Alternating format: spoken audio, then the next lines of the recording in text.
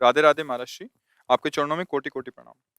महाराज जी, मैं भजन मार्ग पे आगे बढ़ना चाहता हूँ। महाराज जी, मन में लगातार डर बैठा हुआ है कि मेरे साथ कुछ बुरा होगा। बिल्कुल नहीं डरो। क्या होता है कि हमसे कोई ना कोई गलती होती रहती है। जब तक हम भगवान का निरंतर चिंतन नहीं करते तो वृत्तियां विषय की आती हैं और विषय की वृत्तियों के द्वारा गलती होती रहती है, अभी या पूर्व में। उन गलतियों का परिणाम आता है भय, दुख, शोक, बंधन, निंदा, जन्म मरण। एक क्रम है उसका। ये जो मन में भय आया है ना, ये कोई पूर्व का कर्म है जो अज्ञान आवृत करके मुझे भयभीत कर रहा है। एक जगह ऐसी जहां आपको कोई भय नहीं सता सकता, वो है भगवान के चरणारविंद। अगर उनका तुम में अपनापन हो जाए तो हर समय आप देखोगे कि भगवान का बल आपके अंदर जागृत है, फिर कहीं भय नहीं रहेगा। जब रात्रि थी तो दिन आ ही रहा है, और दिन है तो रात्रि आएगी। कोई भी ताकत इसको रोक नहीं सकती है।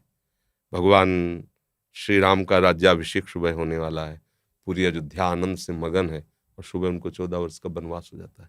पूरी अयोध्या में शोक छा जाता है। तो हम डरें क्यों? हम प्रभु के बच्चे, प्रभु के अंश हैं हम, फिर हमें डर क्यों लग रहा है? कोई कर्म है जो हमको भयभीत कर रहा है, इसलिए हमें ऐसा कर्म करना चाहिए कि वो कर्म नष्ट हो जाए और भय हमारे हृदय में न रहे। भगवान की शरणागति का पहला लक्षण है निर्भय, दूसरा है निश्चिंत, तीसरा है निशोक। जितने भी भय हैं अधर्म के कारण लगते हैं, ध्यान रखना।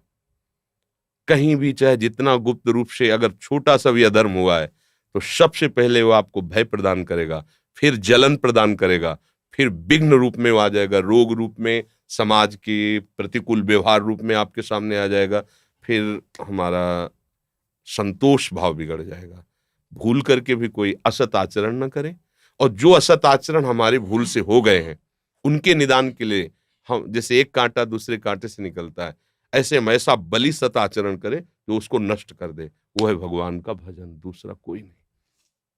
अगर हमें जो नाम प्रिय भगवान का, राम कृष्ण हरि, वो नाम जप कर रहे हैं, और दूसरों में भगवत भावना अत्यंत आवश्यक है निर्भय होने के लिए। जब तक हम किसी को व्यक्ति मानते रहेंगे तब तक हमें भय लगा रहेगा।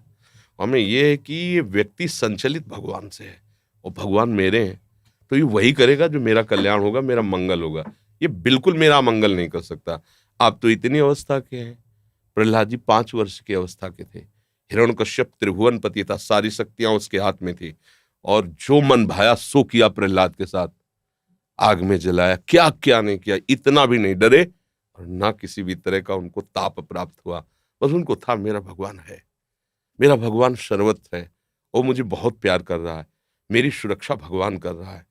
एक तपस्वी परीक्षा लेने के लिए चक्रवर्ती सम्राट महाराज अम्बरीश जी के पास जाता है, केवल इस बात से कि मैं तपस्या का धनी हूं, ये राजा होते हुए मेरे से भक्ति में कैसे बड़ा माना जा सकता है। परीक्षा के लिए गए और उनसे चूक हो गई। इतने महाभागवत को उन्होंने दोष ना होने पर दोषारोपण कर दिया। वो एक आगे कथा है लंबी, और कृत्या उत्पन्न कर दी। एक कदम पीछे नहीं हटे अम्बरीश जी, ऐसे ही खड़े रहे, क्यों? उनको पता है मैं भगवान का हूं, सब में भगवान की सामर्थ्य है। अगर ये कृत्या का विधान भगवान ने किया मुझे नष्ट करने को, नष्ट कर सकती, अन्यथा नहीं। क्या हुआ? सुदर्शन चक्र प्रकट हो गया, कृत्या को नष्ट किया, और दौड़ा करके पूरे त्रिभुवन में जलाया। दुर्वासा जी को मारा नहीं, क्योंकि वो भी भगवान के जन थे। हमें अगर भगवान पर विश्वास हो जाए और ये भावना हो जाए कि सब भगवान की शक्ति से संचलित है। देखो, प्रभाव अलग अलग हो सकता है यंत्र का, लेकिन बिजली तो एक ही है। हीटर में, कूलर में, चाहे वो शीतलता प्रकट करे, वह गर्मी प्रकट करे, या कोई कार्यरत हो या अकार्य, बिजली तो बिजली है। ऐसे ही कोई दुष्ट स्वभाव वाला है या अच्छे स्वभाव वाला है, वह या क्रियारत है या शांत है, सब में भगवत तत्व विराजमान है। हमें ये बात आ जाए कि तुम निर्भय हो जाएंगे, निश्चिंत। मेरे पास जो कुछ है वो कितना है? इतना छोटा सा है। अनंत ब्रह्मांड है। उन ब्रह्मांडों को रचने वाले भगवान को कितना समय लगा है ब्रह्मांड रचने में? इतना। इसे निमेष कहते हैं। इतना निमेष, भ्रकुट विलास, इतना भ्रकुटी विलास सृष्टि लय हुई, इतने समय में रच गया है। तो मेरे मालिक हैं। अगर किसी कारण से मेरा पद जाता है, मेरा प्रभाव जाता है, मेरी संपत्ति जाती है, मेरी अनुकूलता जाती है, तो मेरे स्वामी 1 सेकंड में इससे बड़ी अनुकूलता दे देंगे।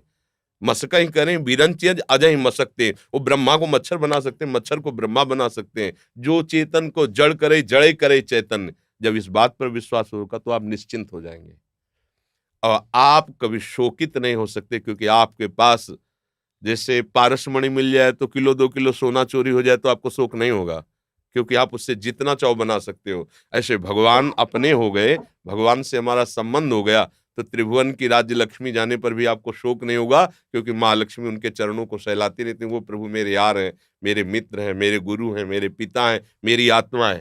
तो निश्चिंतता, निर्भयता, निशोकता तभी रह सकती है जब हम प्रभु का आश्रय ले और निरंतर नाम जप का अभ्यास करें। अंदर ही अंदर जो नाम आपको प्रिय हो वो स्मरण करते रहें और कभी दूसरे का अहित ना होने दें। भगवान ने जो आपको सेवा दी, जो आपको पावर दिया, वो भगवान का पावर है। आप उसका प्रयोग करके भगवान की पूजा कीजिए। अगर लगता है ये अधर्म है तो चाहे कोई मारे भले हमें, हम उसका साथ नहीं देंगे। अगर लगता है धर्म है तो चाहे कोई मारे हमें, हम उसका साथ नहीं छोड़ेंगे। इसमें भगवान प्रसन्न हो जाते हैं। भगवान धर्मो रक्षति रक्षता, जो धर्म की रक्षा करता है धर्म। अब अपने लोग क्या हो गए हैं, हमारी बुद्धि जो है वर्तमान के सुख भोगों में इतना आसक्त हो गई कि इन सब बातों की तरफ, वो तो भगवान की आपके ऊपर कृपा है जो आप ये प्रश्न करके समझना चाहते हैं। नहीं, पदाधिकार और विषय सेवन और प्रगट में वर्तमान भोगों की बाहुल्यता में सुख बुद्धि, ये इस मार्ग की तरफ चलना ही नहीं चाहती। वर्तमान की प्रभुता में ही डूबी रहती है। फिर उसका भविष्य बहुत गिरा हुआ होता है। क्योंकि अगर हमारे सत आचरणों के प्रभाव से पद मिला है, सेवा मिली है, और अगर हमने सत आचरण अब संग्रह नहीं किए तो पूर्व के खत्म हो जाने के बाद हमारी गति खुद हम देख लेंगे कि हमारा निर्णय क्या होगा। ये टिकाऊ नहीं है, न ये शरीर टिकाऊ है, न ये पद टिकाऊ है, न ये संपत्ति टिकाऊ आपके पास जो है। ये कभी किसी और की थी, ये पद किसी और का था, कल किसी और का होगा। ये सृष्टि का क्रम है। आपको सेवा मिली है, सेवा कर लीजिए और स्वामी को प्रसन्न कर लीजिए, तो ऐसा पद मिलेगा जो कभी परिवर्तन नहीं होता। वो उनके चरणारविंद है, उनका सानिध्य।